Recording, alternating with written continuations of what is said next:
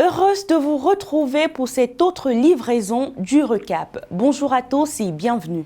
Le Cameroun vient de rendre son ultime hommage aux élèves tués le 24 octobre dernier. Pendant ce temps, les groupes séparatistes continuent d'attaquer les élèves et les enseignants dans les régions du nord-ouest et du sud-ouest.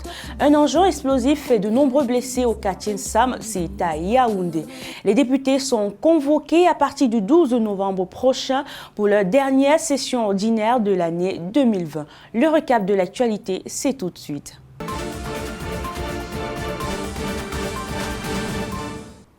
Les 7 enfants sauvagement tués le 24 octobre dernier ont été inhumés ce jeudi 5 novembre 2020. Une cérémonie officielle a été organisée à cet effet.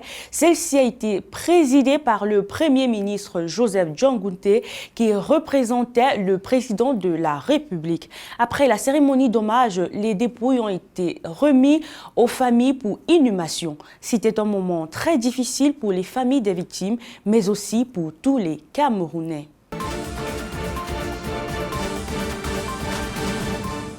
La peur continue de planer dans les régions du sud-ouest et du nord-ouest. Mais comment ne pas quand on a des vidéos comme celle-ci?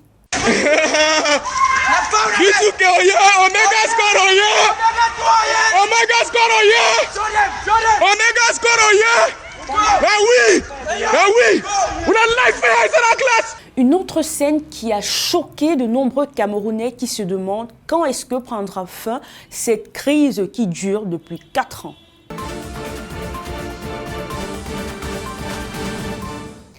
Alors que le gouvernement avait assuré une année scolaire tranquille du côté de la zone anglophone du Cameroun, une série d'attaques contre les enseignants et les élèves se succèdent. Au moins 5 enseignants de la Presbyterian Primary and Secondary School ont été enlevés par des hommes armés le 3 novembre 2020 à Kumbo, dans la région du Nord-Ouest. L'enlèvement survient 10 jours après le massacre de Kumba et celui-ci n'a pas été revendiqué, mais un doigt accusateur est pointé du côté des séparatistes. Il faut noter que ces séparatistes n'épargnent personne. Le cardinal Christian Toumi a lui aussi été l'une de leurs victimes. Il a été enlevé le jeudi 5 novembre 2020, puis libéré le lendemain en matinée. Les Camerounais vivent dans la psychose.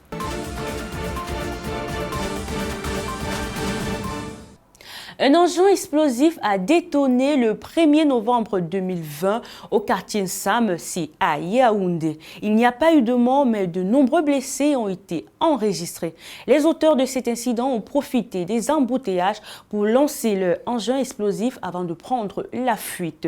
Notons que c'est une énième explosion qui se produisait dans les mêmes circonstances dans la cité capitale.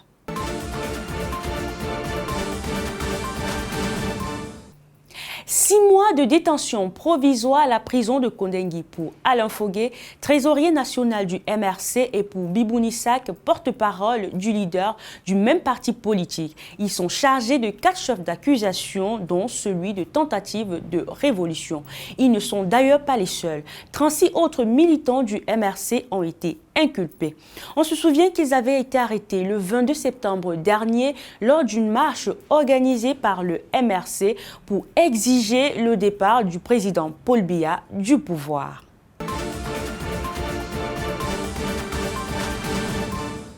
Lui, c'est Augustin Tamba.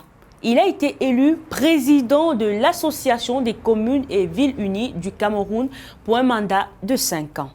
Le maire de Yaoundé 7 s'est imposé face à Aboubakar Abo, maire de Belel dans la Damawa. Il a obtenu 198 voix contre 165 obtenus par son adversaire. Il faut tout de même noter qu'ils étaient 3 candidats au départ: Aboubakar Abo, Augustin Tamba et Anthony Digambon. Mais à la dernière minute, Anthony Digambon s'est désisté et a formé une coalition avec Augustin Tamba. C'est donc la coalition Tamba et Digambon qui a remporté l'élection. Comme quoi, l'union fait la force.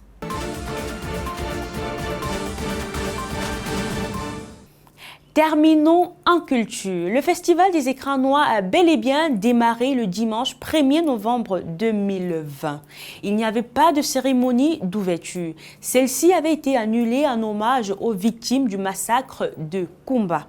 Des projections, des films et des conférences-débats se tiennent pour discuter de l'évolution du cinéma au Cameroun et des conditions de travail des acteurs.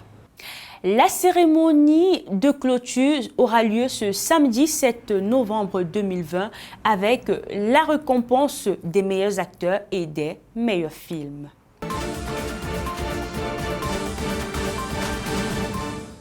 Nous allons nous séparer pour un moment en nous promettant de nous retrouver la semaine prochaine pour un autre recap de l'actualité. À bientôt.